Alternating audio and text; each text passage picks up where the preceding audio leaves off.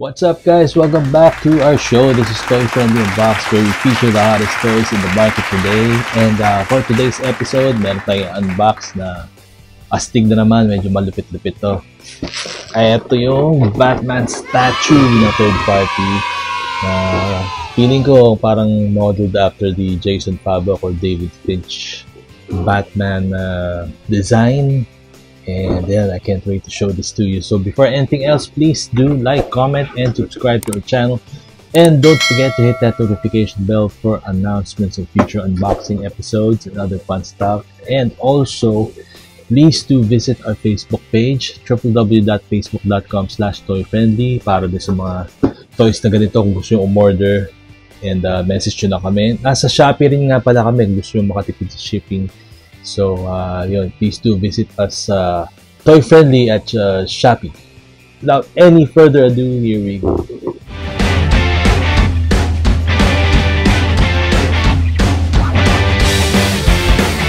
So guys, welcome back. So ito nga, unbox natin. Medyo, wala tong medyo brandless pero mukhang astig. Ito yung box niya.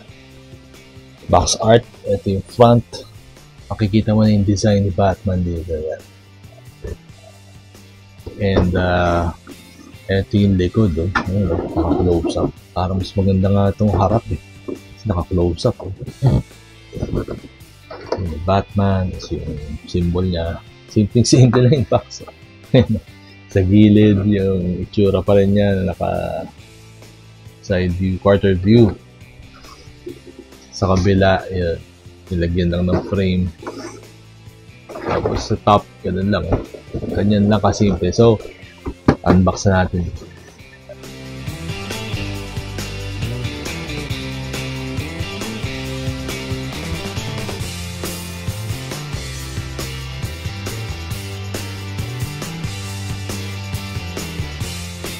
Bigat din. Yan. Bubuksan natin. Siguro mga nasa 14 inches. Yan. Ayan, buksan natin.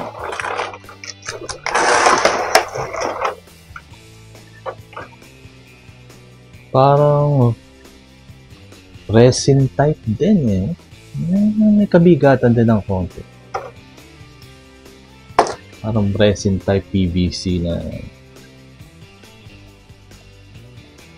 PVC. So ito yung So assemble pa talaga. Ito naman yung kapa niya. Parang medyo rubbery yung material. Pero ito, may PVC siya. Gagawin mo, kabit mo muna ito. Okay.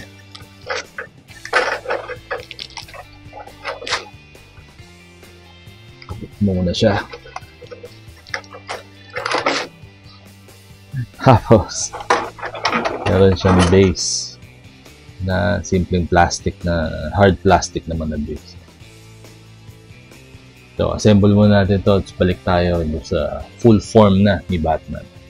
Kaya ito guys, assemble na siya. So, ano masasabi natin dito? Medyo pwede na Maganda na yung sculpt niya. So, based on, sa tingin ko, hindi ako expert, pero sa tingin ko, based on the Jason Fabok or David Finch na illustration ng Batman, hindi siya Jim Lee. So, yung mga sanay kay Jim Lee, pero parang nag-evolve na Jim Lee illustrations. Tingin ko, in my opinion, ito yung mga modern rendition ng Batman nakikita mo sa comic books. Yung mga late 2000s and up to present. I think David Finch and Jason Fabok is killing it with this kind of rendition of Batman. So eto yun, dun base yan. Ganda naman ang forma Galing nga sa display. Ito lang ang comment ko dito, as cool as this one looks. Ito lang ang palpak dyan, hindi pa inaayos yung gap dito sa sa may cowl, sa may neck and cape, between the neck and cape may gap siya. Hindi lang visible dyan sa screen, pero dito personally, I mean up close, kailangan nyo pang talaga i-push push down ng matindi para pumasok. Pero repairable naman, fixable naman yung pag siguro gagamitan mo ng cutter. Medyo babawasan mo yung material ng medyo rubber kasi yung joints. Ayun, pakita ko may gap ng konti. Pero kasi pinush ko doon ng todo yan. Pero astig, tingnan niyo itsura niya. Ganda, hindi na masama yan, pan-display. Pang Batman collection yun na talaga yan, kasama na siya. And ganda, yung mga highlights pa nga. Kung masipag-sipag kayo mag-repaint siguro, kung marunong kayo, or may kilala kayong pwedeng mag-repaint pa, pwede pang pagandahin nga yan. Pero sa akin, ayos na astig. Ganda ng flow ng cape, Ganda ng flow ng cape. Talagang kamukha doon sa comics. Yung mga modern comics, hindi kay Jim Lee. Iba kasi style yun. Pero yun nga, inulit ko, Jason Fabok or David Finch. Yun nga, magka-style lang talaga. Galing, hindi na masama, di ba? Yun, mura lang yan, guys. Makakakuha ka nito ng nasa 2K lang. Pwede kayo bumili sa amin din, pero yata ako stock dito isa. So, kunin nyo na kasi nakakaubos na. Mabilis magkaubusan tayo. Tapos huwag kayong mag-expect masyado ng premium quality. Parang lang talaga to. Ni-remold lang nila. From another statue. Pero, kasi kita mo to, ito, ingatan nyo yung base. Plastic lang siya. Medyo, malambot nga yung sa ilalim. Pero sabi ko pwede na siya. Pwede siya pan-display, hindi na masama.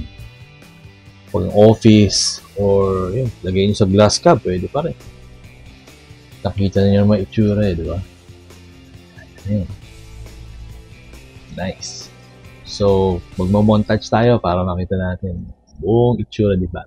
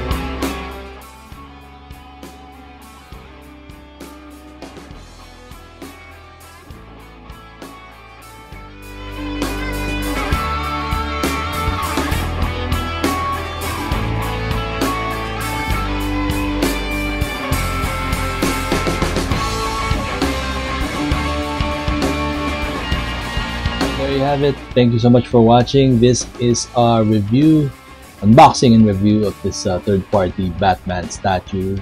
Around 14 inches yata siguro. And PVC type. So kung interesado kayo, please do visit our Facebook page, www.facebook.com/toyfriendly, and makakuha pa kayo nito. And as always, please like, comment, subscribe to our channel. Don't forget to hit that notification bell for announcements and future unboxing episodes and other fun stuff. So ito na naman, meron naman tayong astig na statue ni Batman ready for display. So again, thank you so much, and I'll see you in the next unboxing episode.